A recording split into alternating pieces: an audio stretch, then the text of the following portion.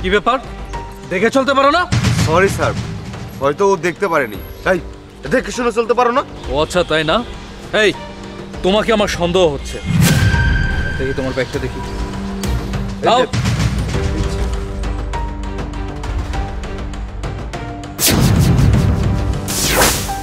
কিছুই নেই, নাও। এই মেয়ে, দেখি তোমার ব্যাগ দেখি। দেখি ব্যাগ ধরো। আসসালামু আলাইকুম স্যার। জি স্যার, জি স্যার।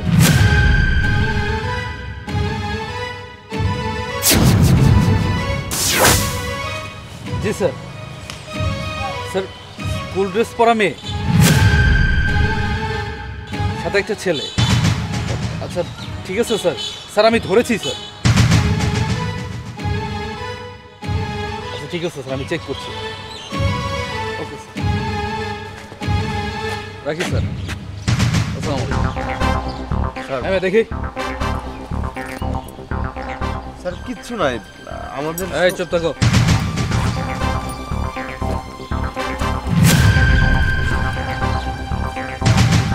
আচ্ছা ঠিক আছে, নাও।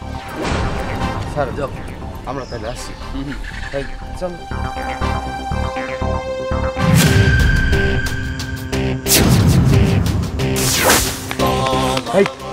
সত্যি করে বল, ওই পুলিশকে তুই ইচ্ছা করে ধাক্কা দিয়েছিস তাই না?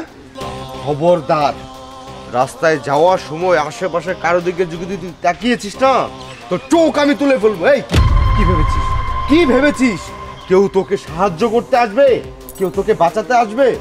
কাউকেই আসতে দিব না। বরঞ্চ যদি আমি জানি যে তুই কারোর সাথে কথা বলার চেষ্টা করেছিস, একদম জিহ্বা টেনে ছিঁড়ে ফেলবো। এই ব্যাগ বের কর, বের কর।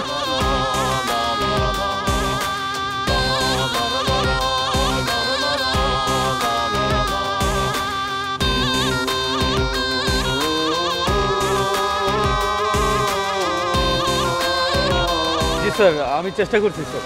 স্যার, এই কি সমস্যা, কি হয়েছে? আমার কাছে একটা ইনফরমেশন আছে। ইনফরমেশন? কিসের ইনফরমেশন? স্যার, উপজেলা মোড় আছে না, ওইখানে একটা স্কুল ছাত্রীর ব্যাগের ভিতরে দেখছি এতগুলা টাকা দিতাছে নিতাছে।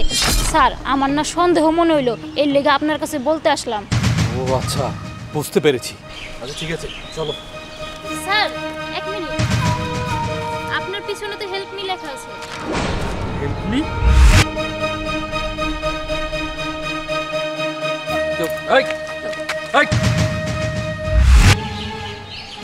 ও আচ্ছা, তার মানে এই ব্যাপার, তাই না?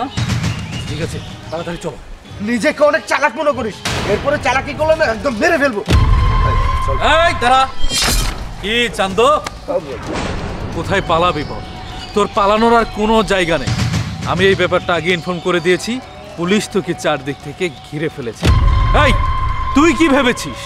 তুই ভেবেছিস এই নারী বাচ্চাটাকে দিয়ে এর ব্যাগের মধ্যে কালো টাকা ঢুকিয়ে তুই টাকা পাচার করবি, আর এই ব্যাপারটা কেউ জানতে পারবে না? আরে না না স্যার, কি বলছেন? আমি ওরকম ছেলেই না। আচ্ছা, আর একটা কথা বলবি না। তুই নিজেকে কি খুব চালাক মনে করিস? শোন, তোর থেকে না পুলিশেরা হাজার গুণে চালাক। এই তুই কি ভেবেছিলি এই মেয়েটার ব্যাগের মধ্যে কালো টাকা ঢুকিয়ে সেই টাকাটাকে পাচার করতে চেয়েছিলি? অসম্ভব। তোদের এই গ্যাংটাকে ধরার জন্য আমরা অনেক দিন হলো তোদেরকে খুঁজে বেড়াচ্ছি, কিন্তু তুই তো ভদ্র ছেলে, তোকে দেখে তো মনেই হয় না যে তোর মধ্যে এরকম কালো টাকা পাচারকারীর কোনো নমুনা আছে। কিন্তু হ্যাঁ, তোর এই ভদ্রতার পেছনে যে কতটা অভদ্রতা লুকিয়ে আছে, তোর এই কারবার যদি আমি না ধরতে পারতাম তাহলে কখনোই টের পেতাম না। চল, এত সহজে তুই এই পুলিশের হাত থেকে ছাড়া পাবি না। তুই এতদিন যাবৎ যত টাকা পাচার করেছিস তার হিসাবগুলা থানায় গিয়ে দিবি। আরে মেয়ে, তুমি কোনো ভয় পাবে না, তুমি এখন সম্পূর্ণ সেফ। আচ্ছা তুমি আমাকে এইটা বলো, তুমি এখানে কিভাবে আসলে? আসলে স্যার, আমি স্কুল থেকে বের হয়ে বাসায় যাচ্ছিলাম, আর উনি আমার গলায় ছুরি ঠেকিয়ে আমাকে ভয় দেখিয়ে এখানে নিয়ে এসেছে, সেজন্য আমি কিছু বলতে পারিনি। ও আচ্ছা, তার মানে এই কাহিনী, তাই না? বুঝতে পেরেছি।